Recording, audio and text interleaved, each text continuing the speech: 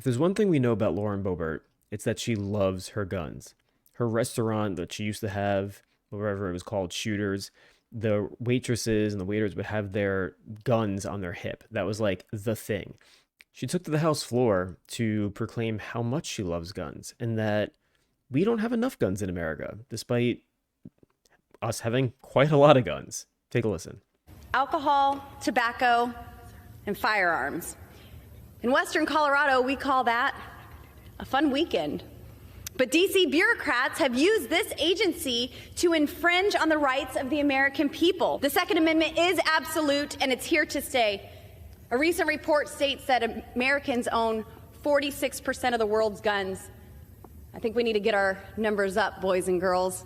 She goes on to say, and she's not the only one, a lot of Republicans think this way, that gun-free zones are dangerous. Gun-free zones are the most dangerous places in our country. That's why they want more guns in schools, because they think by having a gun-free zone being a school, when a school shooter comes, nobody's there that, the good guy with the gun fallacy, that they can't protect them.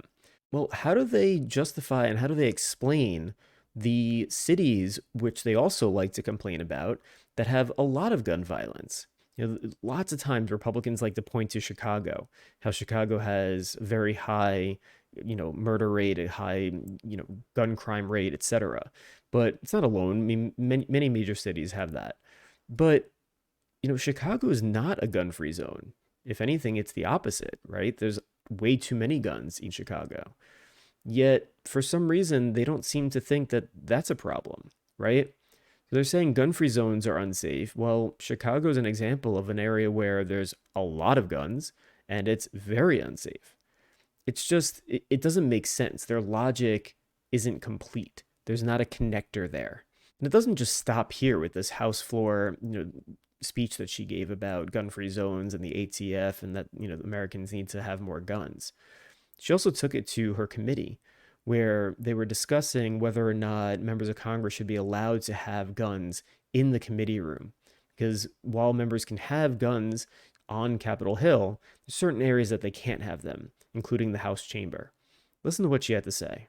How many members feel like they would need to carry a weapon into our committee hearings? Got I one? feel I need one everywhere here. Everywhere? Oftentimes we are Sure. harassed in the hallways. We walk alone. On January 6th, I was following House rules. There's 3 places where members of Congress cannot carry a firearm. One of them is the House floors. And I was abiding by those rules. And when I heard those doors shaking, I didn't know what was on the other side. And it was the first time in many, many years that I have been unprotected. That I was disarmed, not unarmed, disarmed, because I was not allowed to possess my firearm. Amazingly, she talks about how on January 6th, she felt unsafe because she didn't have her gun with her on the House floor.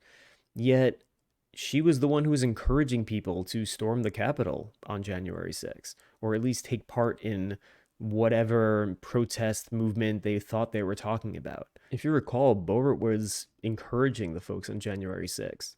Tweeting things like, this is our 1776 moment. She was tweeting things that were happening during the insurrection, during the breach of the Capitol. It was her people that was there on January 6th. She didn't have anything to fear from them. It was the folks on the left that did. I mean, in fact, they were shouting that they wanted to get Nancy Pelosi, right? And they wanted to hang Mike Pence because he didn't do what Donald Trump asked. So on the one hand, you could have a Republican like Lauren Boebert basically say that January 6th was no big deal and try to poo-poo it and, whitewash what happened. And on the other hand, she can say she feared for her life and that she wanted to have her gun with her. It doesn't make sense. I mean, as I've said before, hypocrisy is Republicans' first language in many cases.